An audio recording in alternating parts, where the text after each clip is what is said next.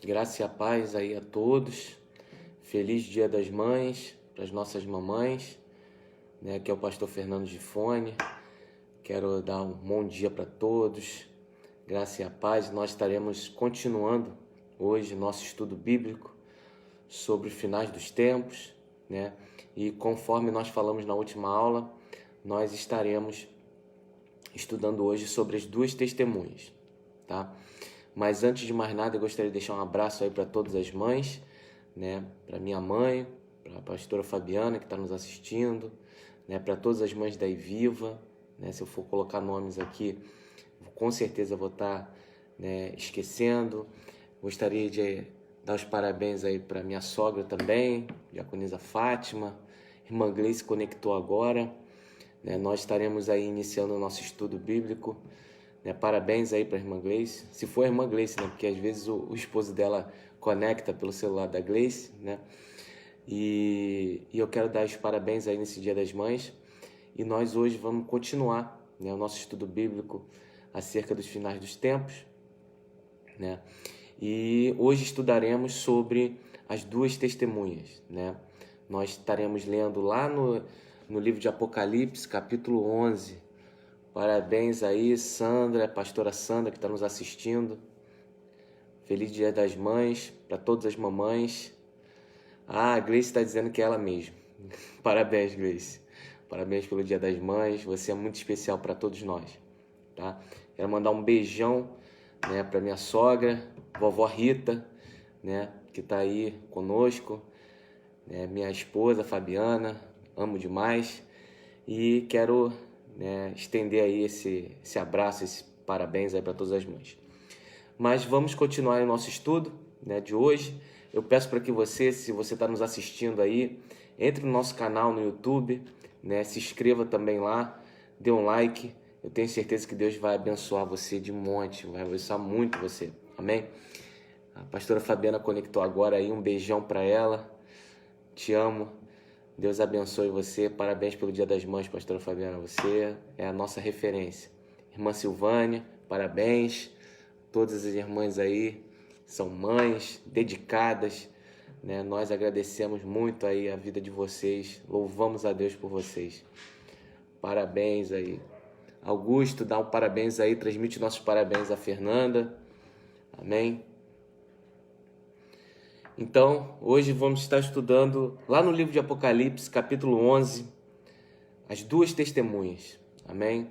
Vamos estudar sobre, justamente, vamos ler o que Deus separou nos finais dos tempos acerca dessas duas testemunhas. Quem são, né? Existe muito mistério em torno das duas testemunhas, muito mistério mesmo, porque cada um interpreta de uma forma acerca dessa profecia. Então, vamos estar lendo Apocalipse capítulo 11, vamos ver o que o apóstolo João fala acerca das duas testemunhas, amém? Se você puder, abra comigo lá no livro de Apocalipse capítulo 11 e vamos ler o que está escrito sobre essas duas pessoas, né? Se é que são duas pessoas. E foi-me dada uma cana semelhante a uma vara, e chegou o anjo e disse: levanta-te, mede o templo de Deus e o altar e os que nele adoram. Deixa o átrio que está fora do templo e não os meça, porque foi dado às nações, e pisarão a cidade santa por 42 meses. Aí está a primeira análise que a gente vai fazer sobre esse texto, né? O apóstolo João recebeu, né, uma vara de medir, como se fosse uma trena, né, para medir ali o templo. Só que o anjo disse para ele não medir a parte de fora do templo, só medir a parte interna, porque a parte de fora do templo foi dada para as nações, ou seja, para os gentios. O que ele está dizendo ali? Que a autoridade do lado de fora do templo vai estar com os gentios, com as nações, ou seja, Israel não vai ter autoridade do lado de fora do templo, ou seja, do templo do Senhor, né? E essa autoridade vai ser dada por 42 meses. O que são 42 meses? Né? 42 meses é o tempo, né, que nós temos aí de 3 anos e meio. Se você pegar ali, né, 3 anos são 36 meses, mais 6 meses, 42 meses. Então, durante 3 anos e meio, os gentios vão ter acesso ali à parte externa do templo, né, do Senhor, somente durante esses 3 anos e meio. Essa foi a medida que João mediu quando estava com o anjo. Então, João recebeu uma vara de medir e ele mediu 42 meses, vai ser o tempo em que vai ser dado autoridade para os gentios pisarem a parte externa do templo, né, que será o templo do Senhor erguido em Jerusalém. E darei poder às minhas 2 testemunhas, e profetizarão por 1260 dias, vestidas de pano de saco. Aí começa o nosso estudo. Por quê? Porque, né, existem muitas teorias, muitas interpretações sobre quem serão as 2 testemunhas, certo? E vamos ver algumas dessas interpretações, algumas pessoas, o que as pessoas falam sobre quem serão essas 2 testemunhas. Se você tiver alguma outra visão aí, escreva na nossa live aí, né, qual é a tua interpretação. Mas eu estou colocando aqui as principais que eu achei na internet, certo? Então, uma das interpretações sobre essa passagem dos profetas, das 2 testemunhas, fala que esses profetas serão Enoque e Elias, certo? Uma das interpretações diz que essas 2 testemunhas serão o profeta Elias e o profeta Enoque. E por que essa linha, né, de estudo afirma que as 2 testemunhas serão Enoque e Elias? Porque esses 2 homens não conheceram a morte, certo? Esses 2 homens não conheceram a morte, então essas pessoas que acreditam que as 2 testemunhas serão Enoque e Elias, porque eles foram guardados por Deus para que eles pudessem voltar à terra nesse período, certo, de perseguição, de domínio do anticristo, para profetizar na terra. Então, existe sim uma linha, né? Existem pessoas, existem estudiosos que afirmam que as 2 testemunhas serão Enoque e Elias, certo? E essas 2 testemunhas serão Enoque e Elias porque foram os 2 homens que a Bíblia narra que não conheceram a morte. E eles voltarão para a terra e aí eles conhecerão a morte, certo? Porque a gente vai ler mais à frente, as 2 testemunhas serão mortas em praça pública e os seus corpos ficarão expostos. Então, existe uma linha em que afirma que essas 2 testemunhas serão Enoque, porque Enoque não conheceu a morte, certo? Ele andou com Deus e Deus o recolheu, e Elias, porque foi levado ao céu por uma carruagem de fogo. Todo mundo se lembra dessa passagem na Bíblia. Então, existe uma linha de estudo que afirma que as 2 testemunhas serão Enoque e Elias porque eles não morreram, certo? Eles vão voltar para a terra e ali vão conhecer a morte através da perseguição do anticristo e da besta, tá? Então, isso é uma linha teológica, uma linha de interpretação de quem serão essas 2 testemunhas. Outra linha de interpretação é a linha que afirma que serão os próprios profetas Moisés e Elias. E essa linha teológica, essa linha de interpretação, ela está baseada justamente na passagem lá de Mateus 17, versículo 3. Vamos abrir lá em Mateus 17, versículo 3. Pastora Cristina que está nos acompanhando, parabéns. Sogrona, parabéns. Diaconisa Fátima pelo dia de hoje. Vamos abrir lá em Mateus capítulo 17. Mateus capítulo 17, versículo 3. Né? Diz assim, vamos ler a partir do versículo 2, certo? Vamos ler a partir do versículo 2.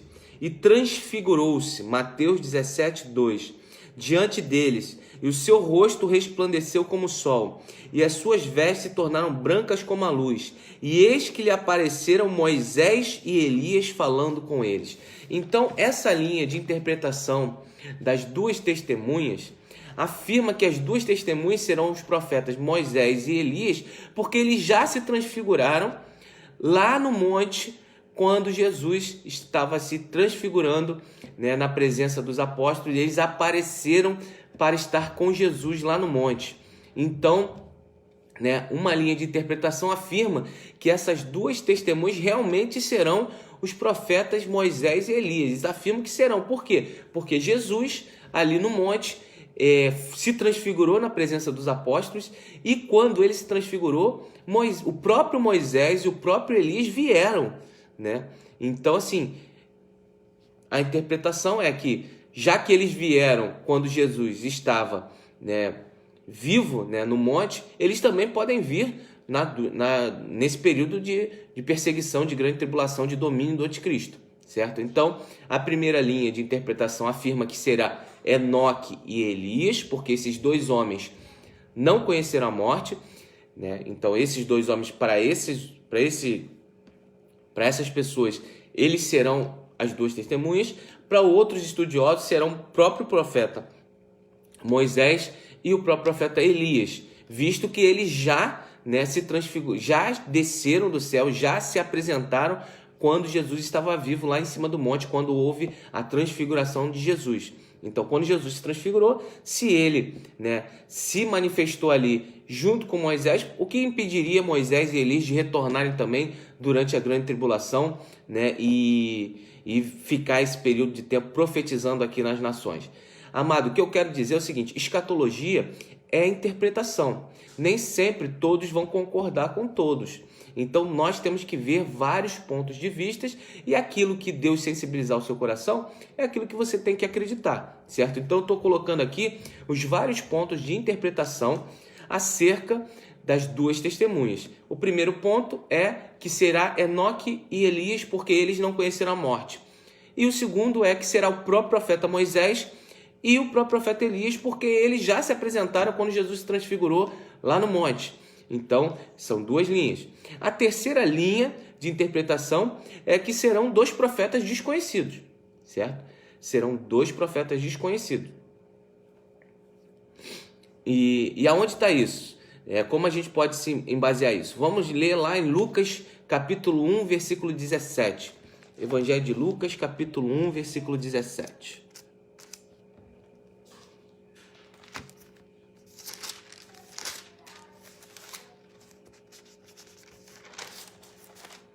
Evangelho de Lucas, capítulo 1, versículo 17.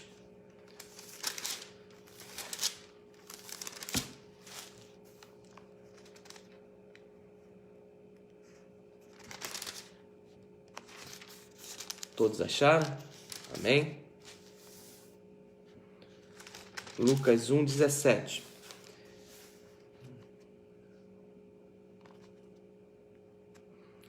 E irá diante dele no espírito e na virtude de Elias, para converter o coração dos pais aos filhos, a prudência dos justos, a fim de preparar ao Senhor um povo disposto.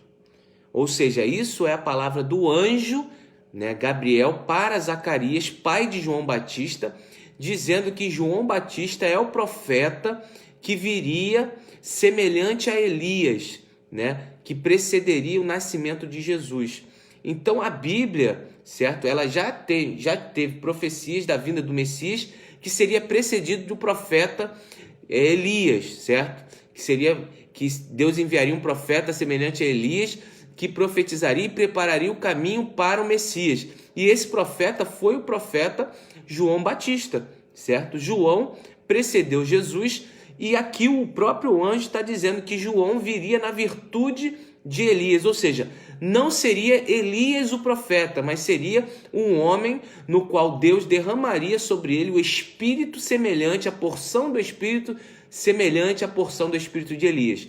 Então essa linha teológica afirma que essas duas testemunhas serão dois homens, dois profetas, que serão desconhecidos, são homens novos, vão nascer no nosso tempo, e eles vão receber, né, do poder, vão receber da unção de Moisés e de Elias. Ou seja, eles vão receber a autoridade, né, que Moisés e Elias receberam. Um de governo e o outro, né, de milagres, cada um conforme o poder que recebeu de Deus. Então, existe essa linha teológica que afirma, né, que esses profetas, as duas testemunhas, terão realmente, né, o poder, né, a autoridade de Moisés e de Elias, mas, né, não serão Elias e Moisés, serão outros homens. Então, nós vimos aí três interpretações diferentes acerca das duas testemunhas. A primeira, que serão Enoque e Elias, porque esses dois homens não morreram. A segunda é que será o próprio profeta Moisés e o próprio profeta Elias que descerão do céu e irão profetizar nesse tempo, né? Nada impede, porque os próprios profetas desceram do céu e durante a transfiguração estavam ali com Jesus. E, por fim, né, a interpretação de que serão duas testemunhas, duas pessoas novas, são dois profetas que receberão autoridade e poder semelhante ao de Moisés, mas não seria Moisés e não seria Elias, seriam outros homens, ou judeus ou, né, gentios, que receberão essa porção de autoridade. Então, isso são as três primeiras versões acerca das duas testemunhas. E a última, né, que existem mais duas interpretações também sobre as duas testemunhas, que falam que as duas testemunhas são sentido apenas alegórico, que seriam o Antigo Testamento e o Novo Testamento, que essas duas testemunhas seriam o Antigo e o Novo Testamento, certo? Então, existe essa interpretação de que essas duas testemunhas não são pessoas, mas são a palavra de Deus que são divididas entre Antigo e Novo Testamento, certo? Então pode ser duas testemunhas. A própria palavra diz, né, que para que haja alguma condenação de alguém, no mínimo tem que haver duas testemunhas para acusar alguém de algum delito. Ou seja, uma única testemunha não é necessária para que haja uma acusação de alguém perante a lei de Moisés, certo? E isso nós vamos ler mais à frente, para explicar justamente por que Deus usa essa figura de duas testemunhas. Porque para se condenar alguém, para se levar alguém a juízo, você só pode levar se tiver no mínimo duas pessoas que viram a cena e vão testemunhar contra aquela pessoa, certo? Então, por isso que a figura das duas testemunhas ela é muito importante, né, no livro de Apocalipse, porque elas serão usadas para condenar aqueles que não creram na palavra de Deus nesse período. Amém? A paz do Senhor aí, irmão Ronaldo, a paz do Senhor, irmão Saulo. Amém? E, por fim, né, uma última interpretação sobre as duas testemunhas é acerca de que as duas testemunhas serão a igreja do Senhor, que a própria igreja representa as duas testemunhas, certo? Por que a igreja? Nós vamos continuar lendo aqui Apocalipse 11 e nós vamos ver como se encaixa também a igreja nessa figura de que a igreja pode ser as duas testemunhas. Porque, como eu falei ao longo do nosso estudo, né, nós temos várias visões do dia do arrebatamento da igreja, certo? Uma das visões que nós vimos é a visão pós-tribulacionista, que a igreja seria arrebatada pós a grande tribulação, certo? Então, essa visão pós-tribulacionista acredita que a igreja será essas duas testemunhas, porque a igreja será arrebatada na visão pós-tribulacionista no final da grande tribulação, como as duas testemunhas que nós vamos ler agora, certo? Então, vamos continuar lendo Apocalipse capítulo 11. Vamos lá. Apocalipse capítulo 11, versículo 3. E darei poder às minhas duas testemunhas, e profetizarão por 1260 dias, vestidas de pano de saco. 1260 dias são 3 anos e meio. Preste atenção. Antes, João mediu o átrio, em Apocalipse 11, 2, e ele viu que essa medida deu 42 meses, ou seja, 3 anos e meio. Essas duas testemunhas também vão profetizar durante 3 anos e meio, certo? Então é o que o apóstolo João está vendo ali, profetizando acerca do tempo, ele está marcando o tempo.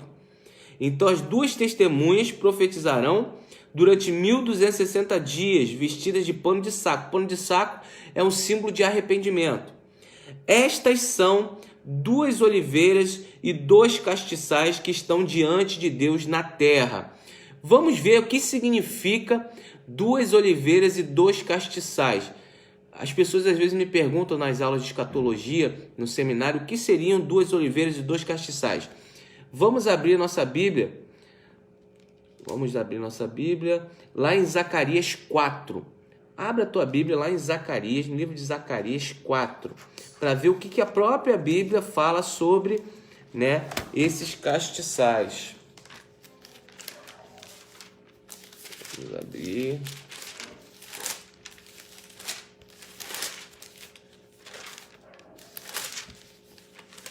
Zacarias 4. Irmã Evani está nos acompanhando. Parabéns a todas as mamães. Então, Zacarias 4. Todo mundo abriu Zacarias 4?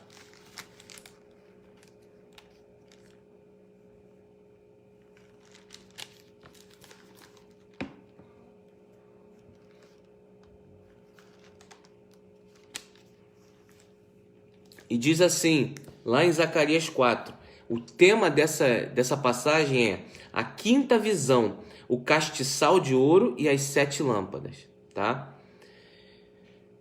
E tomou o anjo que falava comigo e despertou-me, como um homem que é despertado do seu sono. E me disse, que vês? E eu disse, olho, eis que vejo um castiçal de ouro, um vaso de azeite com as suas 7 lâmpadas. E cada lâmpada posta em cima tinha 7 canudos, e por cima dele 2 oliveiras, uma à mão direita do vaso de azeite e a outra à sua esquerda. E falei ao anjo que estava comigo, dizendo, Senhor, o que é isto? Então o anjo falava comigo, diz, tu não sabes o que é isto? E eu disse, não, Senhor, não sei. E respondeu e falou, dizendo, esta é a palavra do Senhor a Zorobabel, dizendo, não por força nem por violência, mas o meu espírito. Quem és tu, ó monte, diante de Zorobabel? Serás uma campina, porque ele trará a primeira pedra com aclamações e graças. E a palavra do Senhor veio de novo a mim, dizendo, as mãos de Zorobabel têm fundado esta casa, também as suas mãos acabarão, para que saibais que o Senhor dos Exércitos me enviou a vós. Por que despreza o dia das coisas pequenas? Pois esse se alegrará vendo o prumo da mão de Zorobabel. São 7 olhos do Senhor, que discorrem por toda a terra. E falei e disse, o que são as 2 oliveiras, à direita do castiçal? E falando-me a voz e disse, que são aqueles 2 raminhos de oliveiras que estão juntos dos 2 tubos de ouro que vertem em si ouro. E ele me respondeu dizendo, não sabes o que é isto? E eu disse, não, meu senhor. Então ele disse, são os meus 2 ungidos que estão diante de toda a terra. Então, a interpretação da própria Bíblia acerca das 2 oliveiras e dos 2 castiçais são os olhos do Senhor, né? A palavra do Senhor, os olhos do Senhor, porque a palavra do Senhor é a luz, é a lâmpada para os nossos caminhos, e os 2 ungidos, 2 pessoas que estão aqui diante do Senhor durante toda a terra. É isso que a própria palavra diz, que as 2 oliveiras e os 2 castiçais representam os olhos do Senhor, a palavra do Senhor e também os 2 ungidos que estarão ali diante do Senhor nesse tempo de grande tribulação, onde o mundo estará entregue nas mãos do anticristo. E aí continua dizendo o capítulo 11. Parabéns, irmã Adriana, está conectada aí conosco. Capítulo 11, versículo 5. E se alguém lhes quiser fazer mal, fogo sairá da sua boca e devorará os seus inimigos. Se alguém lhes quiser fazer mal, importa que assim seja morto. Ou seja, qualquer um que se levantar, né? Qualquer um que se levantar contra essas 2 testemunhas, essas 2 testemunhas terão autoridade para solicitar a vida dessas pessoas. Porque eles terão autoridade durante 3 anos e meio. 3 anos e meio, 42 meses, 1.260 dias. Lembro que os dias aí, os meses são meses do calendário judaico. Cada mês tem 30 dias, certo? Por isso que é importante você considerar isso na interpretação, tá bom? E vamos continuar lendo. E estas têm o poder de fechar o céu para que não chova nos dias da sua profecia, ou seja, as duas testemunhas, e têm o poder sobre as águas para convertê-las em sangue e para ferir a terra com toda sorte de pragas, quantas vezes quiserem. Ou seja, Deus vai dar autoridade para as duas testemunhas, para elas poderem fazer o que elas quiserem de forma profética, para que haja arrependimento do povo. Por que Deus vai permitir isso? Para mostrar ao povo que é necessário um arrependimento. Porque está chegando o fim, certo? Lembra que está chegando o fim. Então Deus vai enviar pessoas, duas testemunhas, que vão ter esse poder para fechar o céu, converter água em sangue, para trazer pragas, porque Deus quer o arrependimento. E não é diferente nos dias de hoje. Nós estamos vivendo um período onde tem uma praga no mundo inteiro que está solta. Nós estamos em casa, em quarentena. E o que Deus quer nos mostrar com isso? Deus quer nos mostrar que é necessário o arrependimento. As duas testemunhas são figuras para trazer arrependimento. E arrependimento do quê? Dos nossos maus caminhos.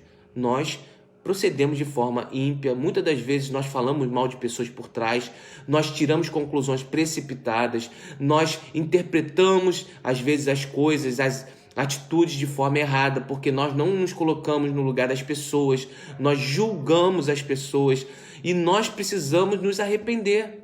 Não é porque alguém tomou uma atitude que você não sabe o motivo que você vai condenar aquela pessoa e vai simplesmente maldizer aquela pessoa ou vai tentar de alguma forma denegrir a imagem daquela pessoa, falar mal daquela pessoa por trás.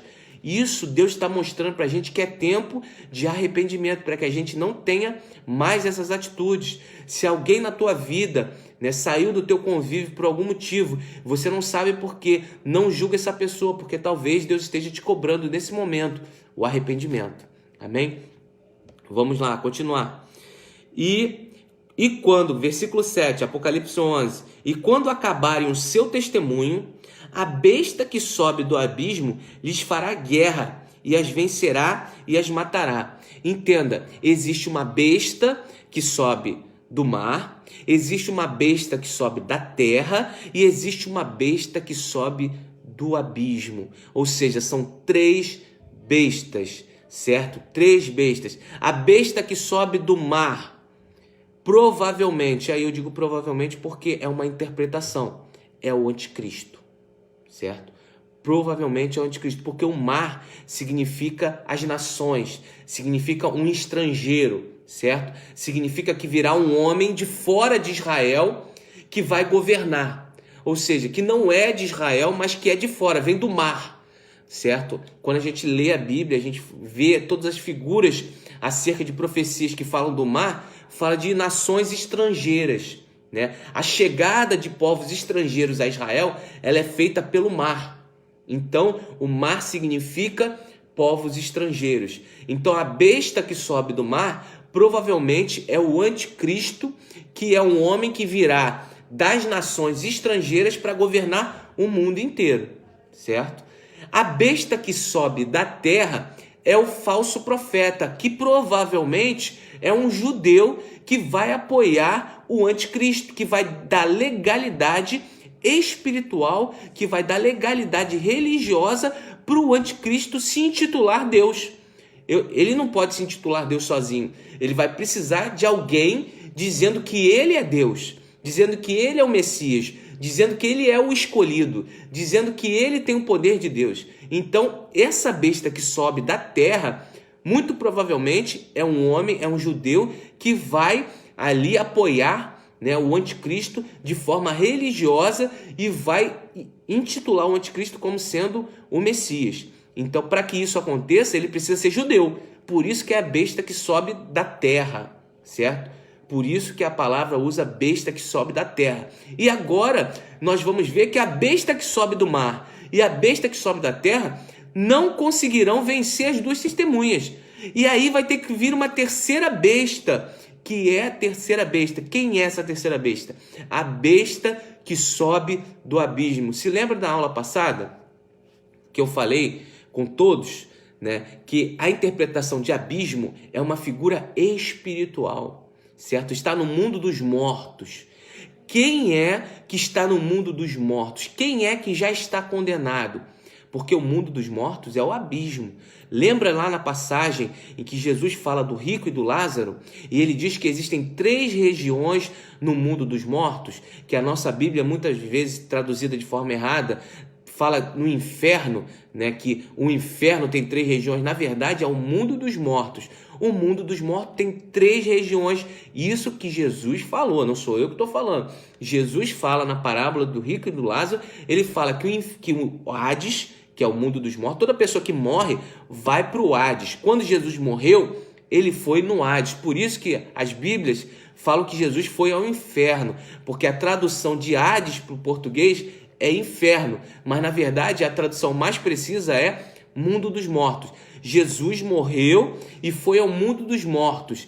E ali ele está falando da parábola do rico e do Lázaro. Ele diz, olha, lá no Hades, lá no mundo dos mortos, existe um local, que é um local de tormento. E esse local de tormento é o inferno propriamente dito, certo? É o inferno propriamente dito, é o local de tormento, que ele usa a palavra grega chamada gema, certo? Gema é o local de tormento onde os mortos que não receberam Jesus, que não receberam a salvação, eles são direcionados para lá. Ou seja, a pessoa morreu, quando ela entra no mundo dos mortos, ela é levada para o gema, que é um lugar de tormento onde o rico foi levado.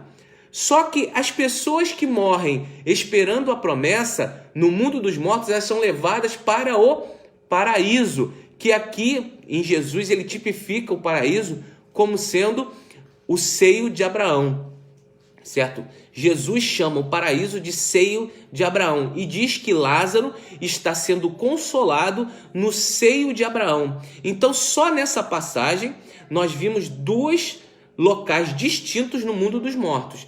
Um local que é o local de tormento, que é o gema, e um local que é um local de consolo, que é justamente o seio de Abraão, que muitas pessoas traduzem também como paraíso. Só que aí existe um diálogo entre o rico e o Lázaro. E eles falam o seguinte, olha, o rico pede para que Lázaro molhe a ponta do dedo na água e estenda na direção do rico. E pede para que Abraão faça esse pedido para Lázaro. E Abraão responde para o rico e diz, olha, entre o paraíso e o lugar de tormento, existe uma região no mundo dos mortos chamada de abismo, certo? Essa região é a região onde estão aprisionados os demônios, aonde as potestades estão ali, né, reclusas.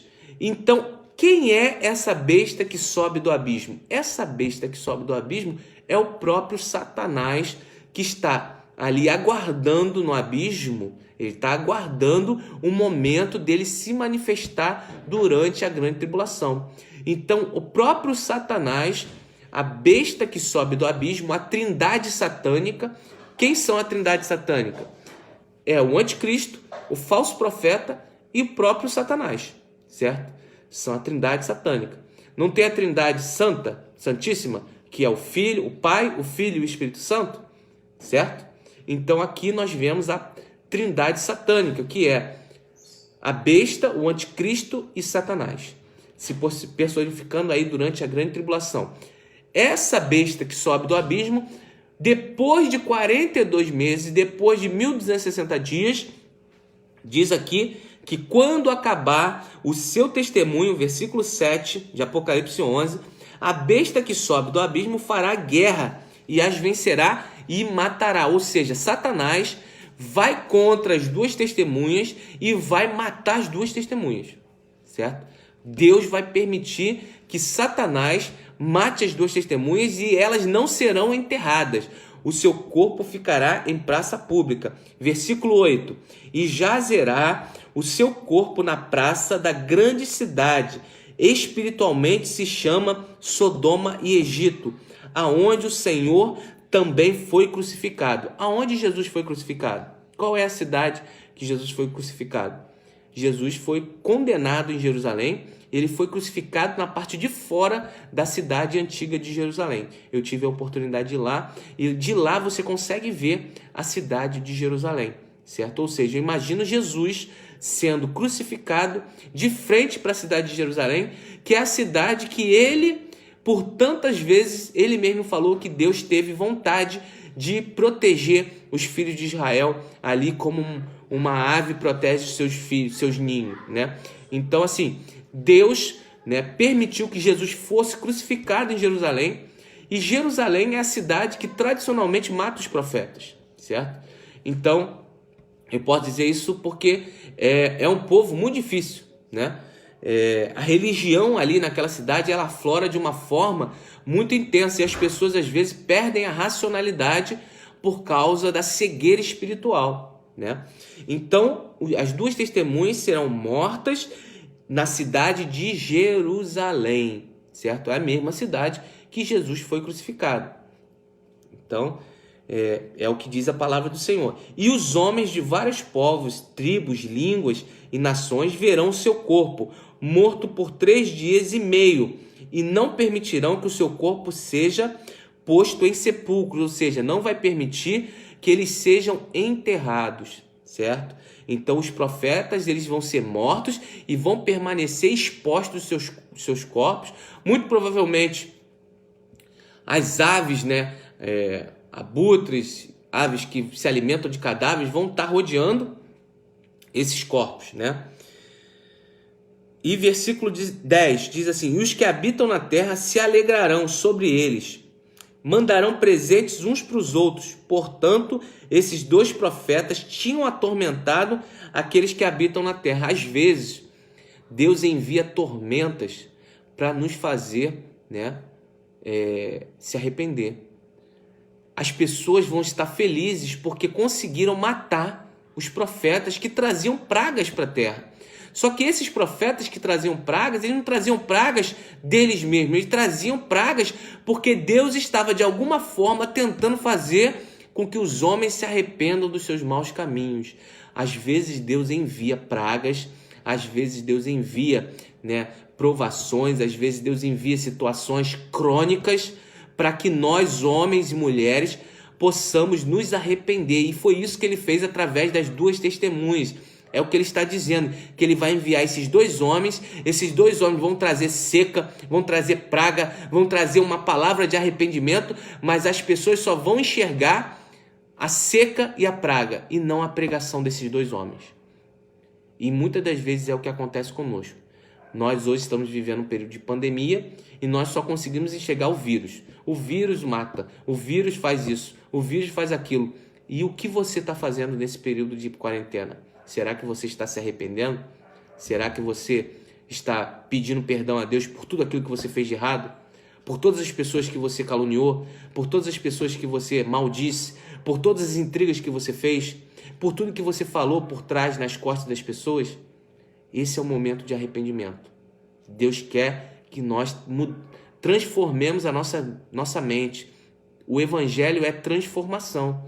Nós precisamos transformar. Nós temos que parar de olhar as 2 testemunhas somente como portadores de pragas, somente como portadores de seca.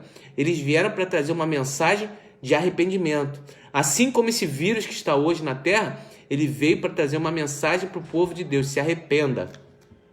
Se arrependa. Deus está dizendo: se arrependa. O meu juízo está caindo sobre vocês porque vocês precisam se arrepender. Nós precisamos nos arrepender, certo? E depois daqueles 3 dias e meio, o Espírito de vida, versículo 11, vindo de Deus, entrou nas 2 testemunhas e eles se puseram de pé, ou seja, eles ressuscitaram e se puseram de pé, e caiu grande temor sobre os que viram. E ouviram uma voz do céu e dizia: subi para cá. E subiram ao céu em uma nuvem, e os seus inimigos viram. Então vamos lá. Quando acontecerá isso? 3 anos e meio depois do início da pregação dessas 2 testemunhas, eles serão mortos. Então vamos lá. 1260 dias. Depois eles serão mortos. 3 dias e meio eles vão ser mortos. 1263 dias e meio. Eles vão ser mortos. Eles vão ressuscitar no 1263 dias e meio. Todo olho vai ver que eles vão ressuscitar. E uma nuvem vai envolver eles e eles serão levados para o céu depois desses 3 anos e meio.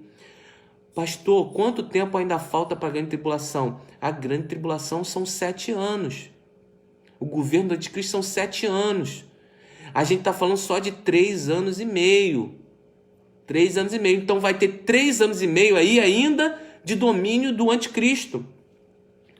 E ouviram uma voz do céu e dizia: subi para cá. E subiram no céu em uma nuvem. Os seus inimigos viram. E na mesma hora houve um grande terremoto. E caiu a 10ª parte da cidade. Ou seja, 10% da cidade de Jerusalém vai desmoronar com terremoto. Vai desmoronar com terremoto. E o terremoto foram mortos 7.000 homens. Ou seja, com esse terremoto vai matar 7.000 pessoas. E as demais ficarão muito aterrorizadas e deram glória ao Deus do céu. E é passado o segundo ai. O segundo ai. Eis que o terceiro ai virá. Amém? Quando foi o primeiro ai? Quando morreram, certo? 1/3 da terra vai morrer.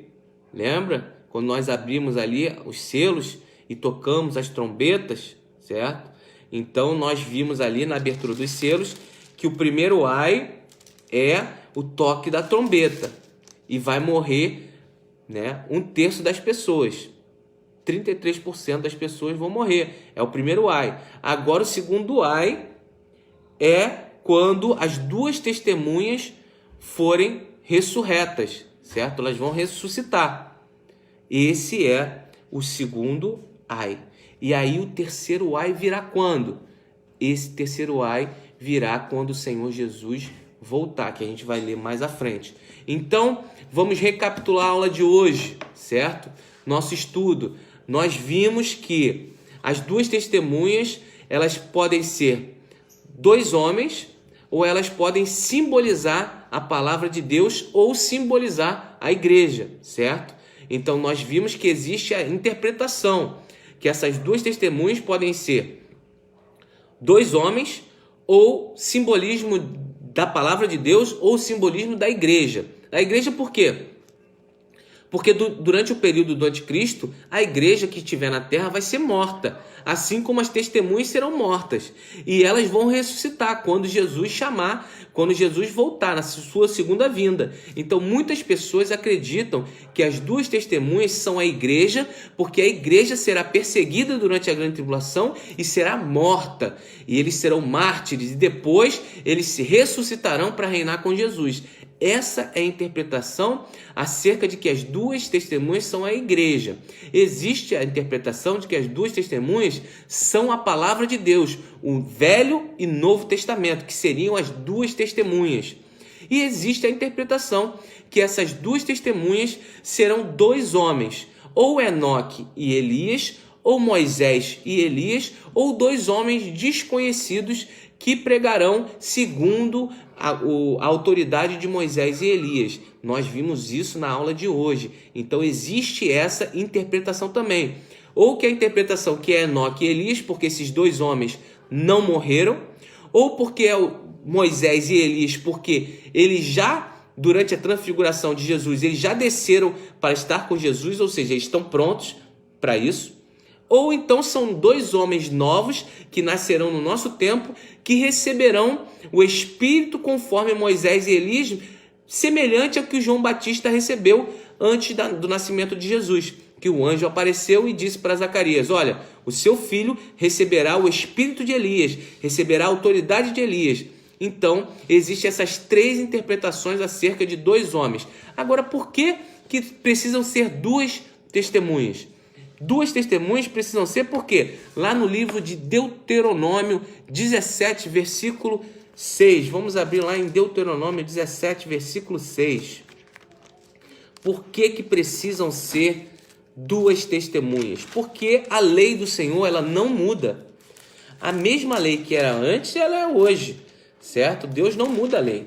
Então, em Deuteronômio 17, versículo 6, diz assim: por boca de 2 ou 3 testemunhas será morto o que houver de morrer, porque a boca de uma só testemunha não morrerá. Então o Senhor está dizendo o seguinte, que você só pode condenar uma pessoa em que houverem 2 ou mais testemunhas acerca de um delito que foi cometido. A mesma coisa aqui durante a grande tribulação. Deus vai enviar 2 testemunhas, porque essas 2 testemunhas testemunharão lá no céu, depois que eles morrerem, de que eles profetizaram, de que eles enviaram a palavra de Deus, de que eles falaram sobre arrependimento e as pessoas não se arrependeram durante o período da grande tribulação. Por isso que eu falo que haverá sim salvação durante a grande tribulação. O Espírito Santo de Deus estará presente na terra durante a grande tribulação. O que não vai estar presente é o poder restritor do Espírito Santo de Deus impedindo a atuação de Satanás. Hoje o que impede Satanás de se manifestar é o Espírito Santo de Deus que está blindando a igreja do Senhor. A Bíblia diz que as portas do inferno não prevaleceriam contra a igreja do Senhor. Então o Espírito Santo de Deus, ele está protegendo a igreja e com isso a terra de Satanás. Quando esse Espírito Santo, o nosso Deus, Espírito Santo, ele recolher a igreja, ele vai recolher o poder restritor da atuação de Satanás. Ele vai liberar para que Satanás atue, para que ele opere as obras de engano dele. E aí Deus vai enviar as 2 testemunhas. E essas 2 testemunhas profetizarão durante 1260 dias, ou seja, 42 meses, acerca da necessidade do arrependimento para aqueles que ficarem, certo? E aqueles que ficarem, alguns vão crer, outros não vão crer. A palavra de Deus diz que 144 mil judeus irão crer. 144 mil judeus receberão a salvação. Por que a Bíblia só fala de 144 mil judeus? Porque a última semana ela é direcionada ao povo de Israel. Eu já mencionei isso para vocês. As 70 semanas de Daniel, elas foram instituídas para Jerusalém e Israel, não para a igreja. A igreja está fora dessa profecia, na minha interpretação. Existem teólogos que interpretam que a igreja passará pela grande tribulação. Eu acredito que a igreja será arrebatada antes da grande tribulação, porque a última semana ela foi profetizada para Israel e para Jerusalém. É o que o profeta Daniel diz lá em Daniel 9:25. Depois você abre a tua Bíblia, vai lá ler e diz, olha, 70 semanas estão determinadas sobre Israel e sobre a cidade santa. Ele é bem específico, 70 semanas sobre Israel e a cidade santa. Então a profecia é sobre Israel e a cidade santa. Então, no meu entendimento,